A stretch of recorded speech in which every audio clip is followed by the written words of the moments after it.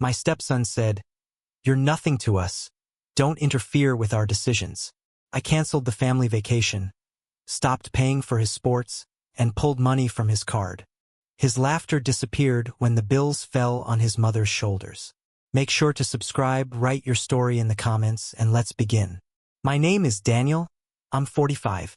I live in a town that most people forget exists, tucked into Ohio's flat fields and back roads, a place where people work, raise children, and try to keep their heads down. For the most part, I had done just that. My life had been a steady line of responsibility. I have 2 biological kids from my first marriage, Lily, 11, and Owen, 9. They are the only true anchors in my life, the only beings I know without a shadow of doubt will always be mine. I share custody with their mother. It isn't perfect, but it works. We talk when we have to, we coordinate, we stay civil. It is a balance that demands energy, patience, and restraint, but it has held steady. 3 years ago, I remarried. I thought I was building something better, something larger than myself. Her name is Hannah, and with her came a son from her first marriage, Connor, now 17. His biological father, Ryan, is a man who plays the role of parent only on camera. He appears for birthdays or holidays with oversized boxes and flashy gifts, snaps his photos for Instagram, pretends for a weekend that he is present, then disappears again into whatever shallow life he lives. He gives nothing of weight. No doctor bills. No school paperwork. No quiet, unglamorous work of real fatherhood. Just enough to haunt Connor with the idea that he had another dad somewhere, one who looked good in photographs but never actually showed up. So it was me. Always me. I drove Connor to practices in the biting cold of February mornings. My coffee still too hot to sip, the windows fogging as he sat beside me scrolling through his phone, barely acknowledging my presence.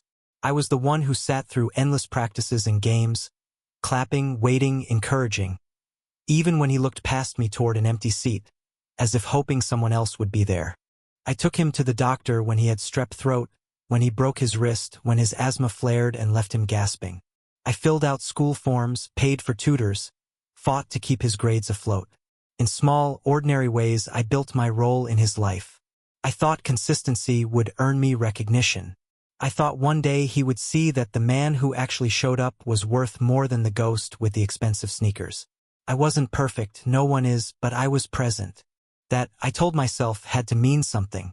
For years, I stitched myself into the daily rhythm of his life. I wasn't his father by blood, but I believed blood wasn't the point. Blood doesn't show up at 5 a.m. in the snow to drive to practice. Blood doesn't cover tuition fees or patch together insurance bills. Blood doesn't explain algebra at midnight while fighting sleep. Presence does. Effort does. Sacrifice does. But sacrifice has its breaking point. It happened a few weeks ago. An ordinary Tuesday, the kind of evening where the house feels full and steady. I was cooking dinner, pasta, something simple. The air smelled of garlic and onions, and I could hear Lily and Owen laughing in the living room, their voices bright and unguarded. Hannah was upstairs folding laundry. Connor sat at the kitchen table, scrolling on his phone with that practiced indifference teenagers wear like armor. I asked him something simple. I don't even remember what. Maybe about his homework, maybe about his college applications, maybe about whether he had spoken to his coach about the next game. Something small, unthreatening, part of the ordinary flow of life. And that's when it happened. He didn't look up. He didn't hesitate. His voice came sharp, flat, deliberate. "You're nobody to us. Stop interfering in our decisions." The words fell heavy, louder than the sizzling pan, louder than my own pulse in my ears. The room froze. Lily's laughter died mid-breath. Owen stared, wide-eyed, his fork suspended in his hand. Even the sound of the boiling water on the stove seemed to vanish. It wasn't a tantrum. It wasn't a careless slip of a teenager's mouth. It was calm, intentional. He meant it. Every syllable was a blade, and he pushed it in without flinching. I stood there, wooden spoon in my hand, as if struck across the face. My mind scrambled for an explanation. Maybe he was joking. Maybe he didn't understand the weight of what he was saying. But when I looked at him, his expression was cold. detached. Not angry, not emotional, just certain. And that certainty broke something inside me. In that moment, every ride, every bill, every quiet sacrifice collapsed under the weight of a single sentence. I was nobody. Not the man who held his life together. Not the one who had filled the gaps left by his father's absence. Not the one who paid and cared and showed up. Just nobody. It was a strange kind of pain. Not loud, not fiery. It was cold, like ice spreading through my chest, numbing me from the inside out. I glanced at Lily and Owen. Their eyes were wide with confusion, fear even. They knew I was their father. They knew my weight in their lives. But they also heard what their stepbrother had just declared, and they felt the violence in it. For a long moment I said nothing. The silence was unbearable. My instinct had always been to argue, to explain, to reason. But what could I reason against? The truth had been spoken, not mine, but his truth, his judgment. And once a truth like that is voiced, it can't be unsaid. It hangs in the air, permanent, irreversible. I stirred the pot once, mechanically, though my hands were trembling. The food hissed, the garlic burned, the smell filled the air. But none of it mattered anymore. Dinner was ruined. The evening was ruined. Something larger than a meal had broken. I didn't shout. I didn't confront him. I didn't defend myself. I simply stood there, silent, while inside me years of patience, years of sacrifice, years of swallowing disrespect finally cracked open. Because here is the truth. Words like that don't come from nowhere. They are rehearsed, even if only in silence. They are cultivated by years of indifference, by a mother's quiet permission, by the shadow of a father who shows up only long enough to poison the well. That sentence wasn't born in that kitchen. It had been growing, festering, waiting, and now it had arrived. I looked at Connor then, really looked at him. He wasn't a boy anymore. He was nearly grown, standing on the edge of adulthood. Old enough to understand the weight of his words. Old enough to know that when you call a man nobody, you are telling him that everything he has given, every sacrifice he has made, counts for nothing. I saw it in his eyes. He wanted the independence, the power, the authority of a man, but without the responsibility. He wanted my labor without my voice, my money without my presence, my sacrifice without my say. He wanted the benefits of a father without the recognition of one. And in that instant, I knew things would never be the same again. Something in me hardened. Quietly, invisibly, but decisively. The line had been drawn not by me, but by him. He had said it himself. I was nobody. And if that was the truth he chose, then I would show him exactly what nobody looks like. The next morning, I woke with clarity sharper than any anger. I hadn't slept. My body had lain still, my mind turning over every word, every memory, every unspoken wound. The kitchen replayed itself in my head again and again. His voice, his certainty. You're nobody to us. Stop interfering in our decisions. I realized something as I stared at the ceiling in the darkness. I had nothing left to argue. What argument exists against being declared invisible? What defense can you mount when someone insists you don't exist? So I decided I wouldn't argue. I would act. When dawn broke, I rose quietly, dressed, and went downstairs. The house was silent, filled with that heavy morning stillness before children stir.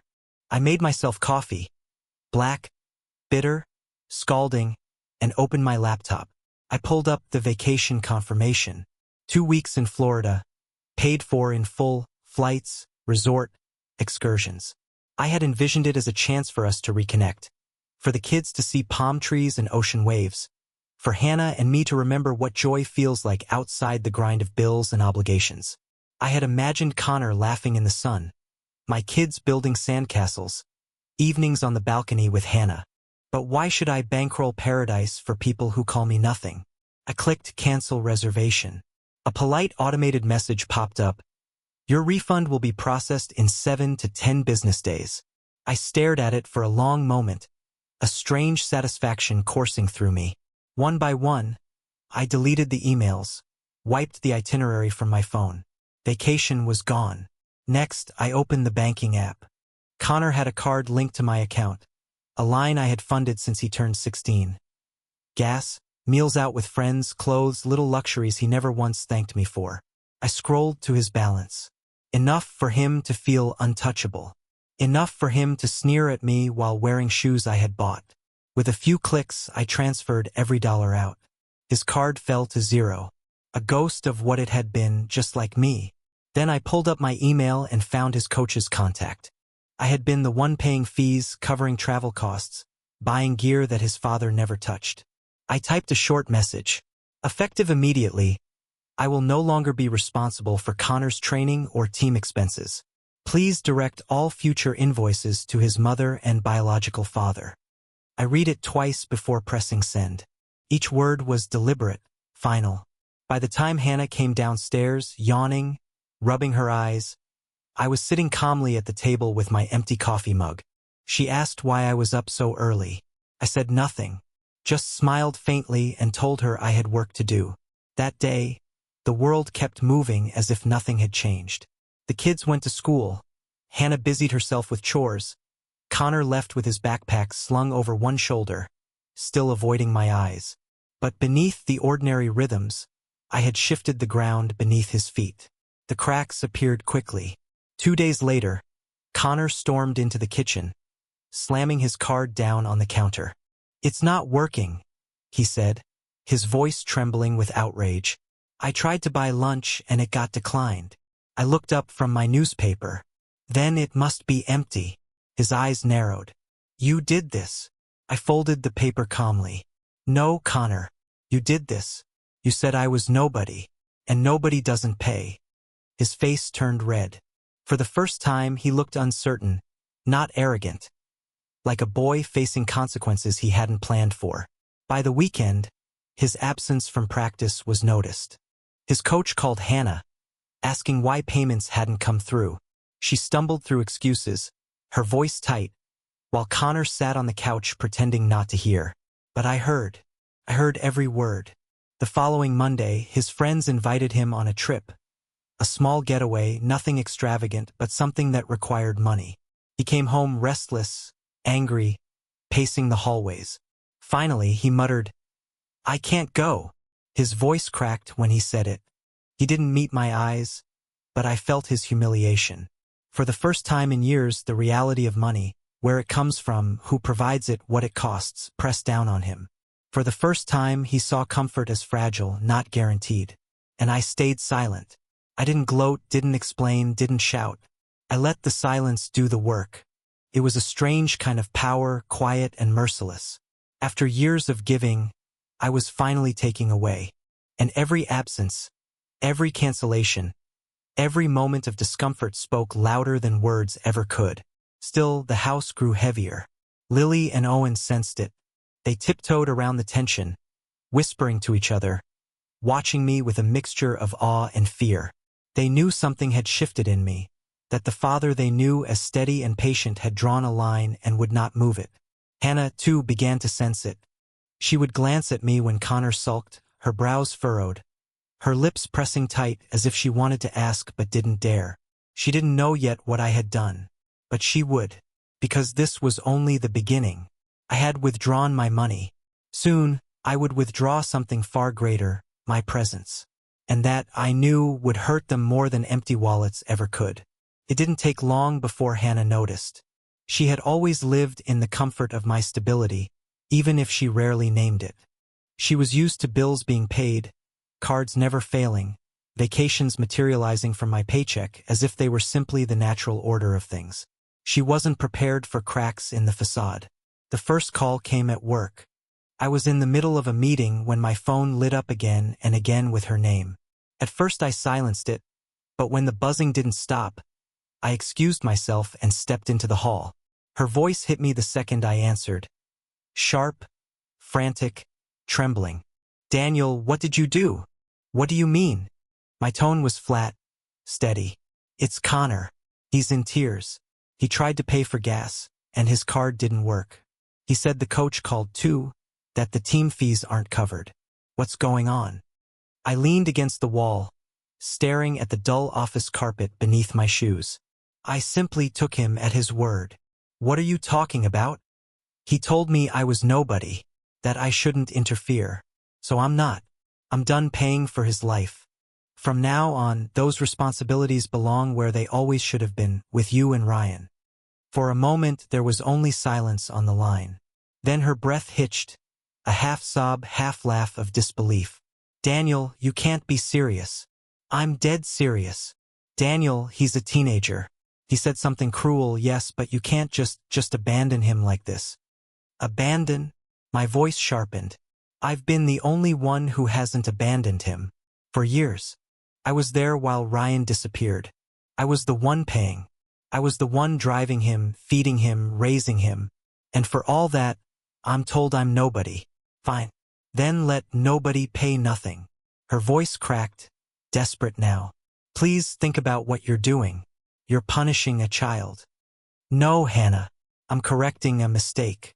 The mistake was me carrying a burden that was never mine while being treated like an intruder.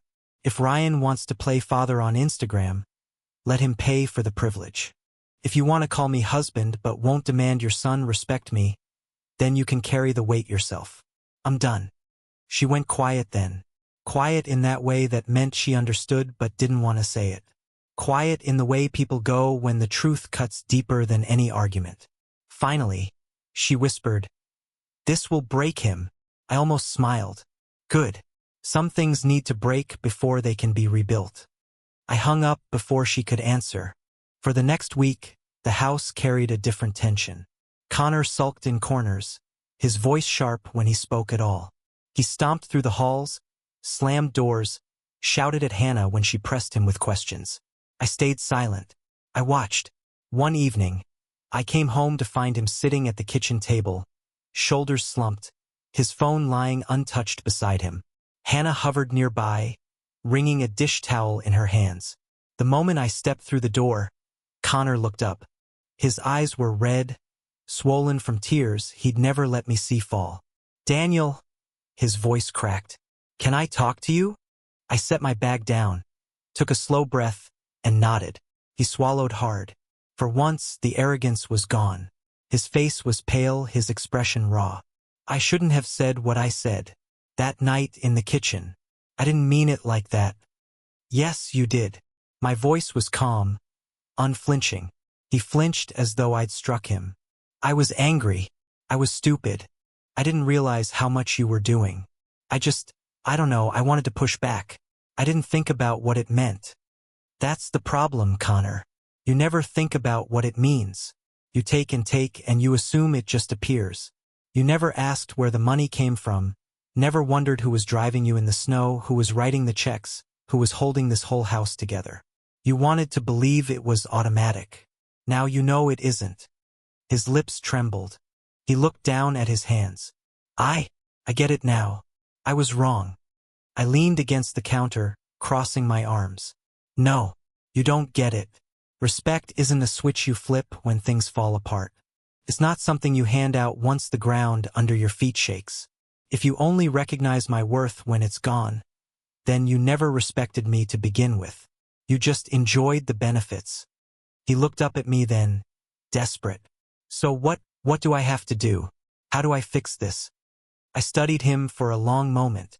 My own son, no, not my son, though I had played the role, sitting there finally stripped of his arrogance. But even now, I saw it wasn't love driving his words. It was fear. Fear of losing comfort. Fear of responsibility pressing on his shoulders for the first time. You can't fix it, I said finally. Not with words. You told me I was nobody, and I believed you. So from now on, I'll live that way. Nobody doesn't pay.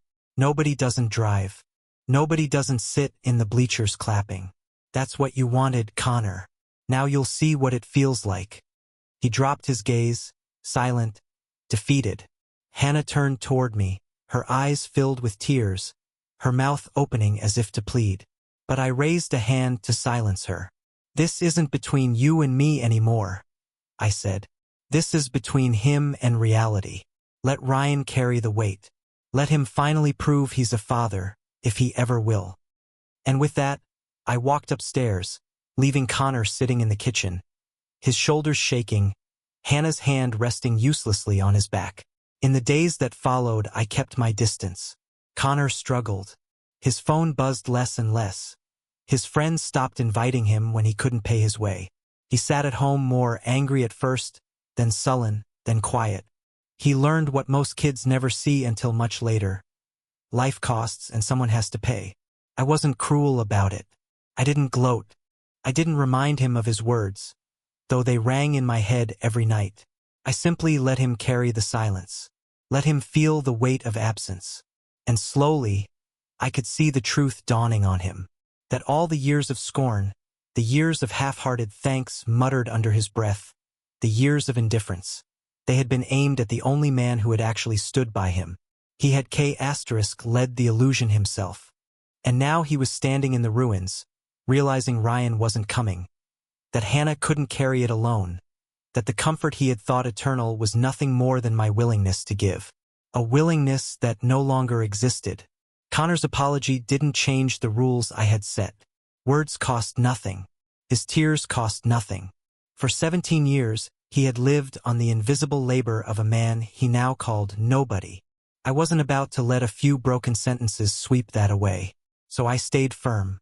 From that moment forward, every expense that bore his name no longer crossed my desk.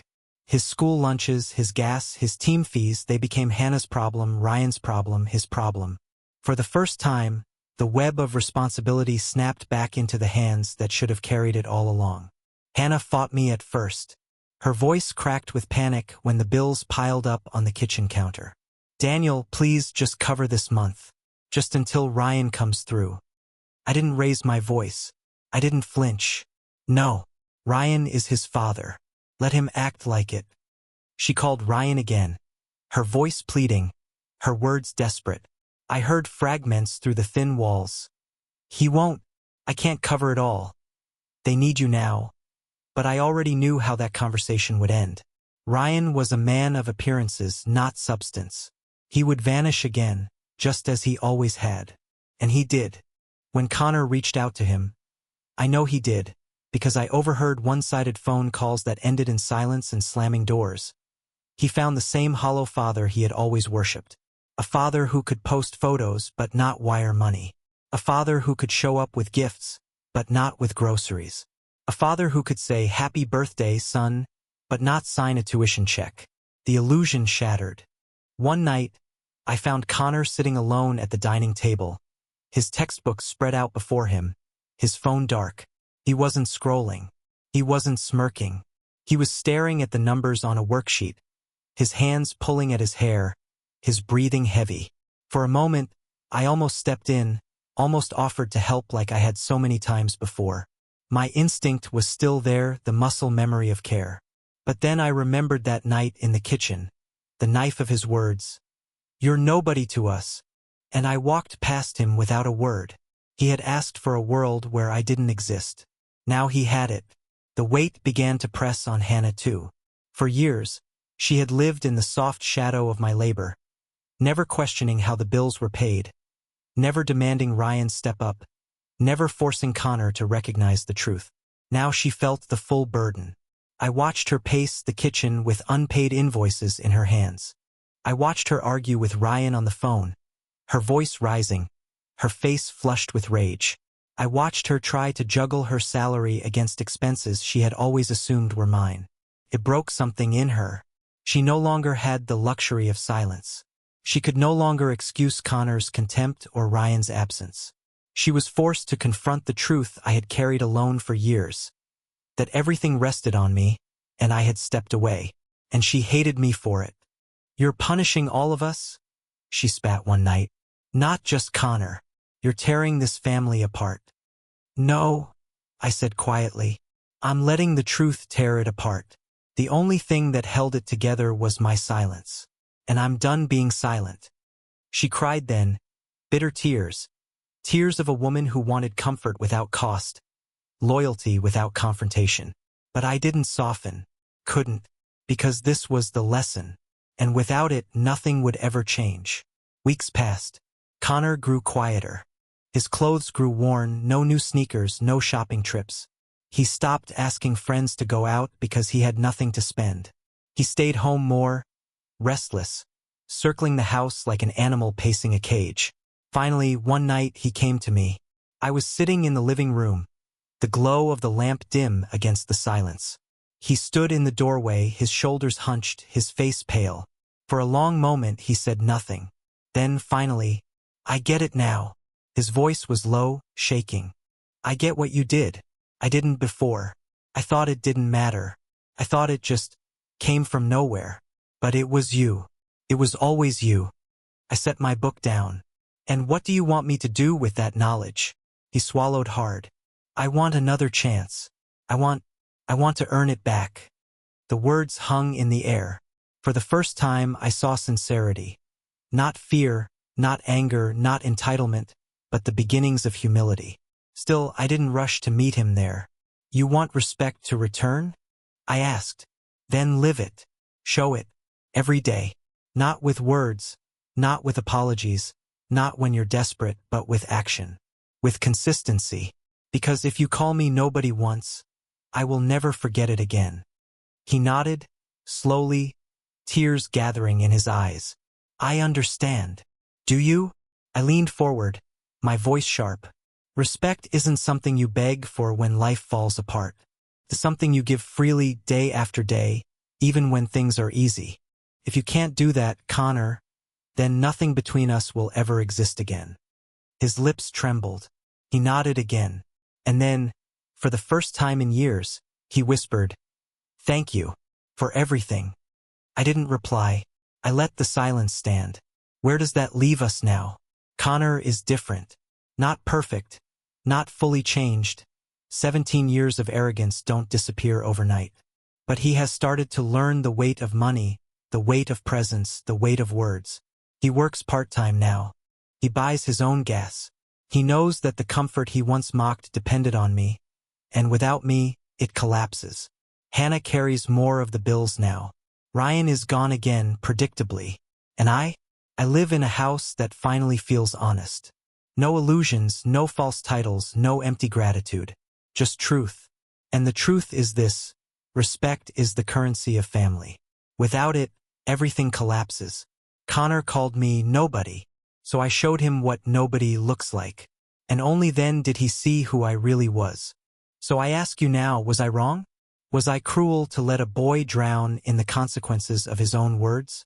Or was this the only way to teach him that respect cannot be begged for, cannot be bought, cannot be forced? It must be lived, or it means nothing at all. What would you have done if you were me?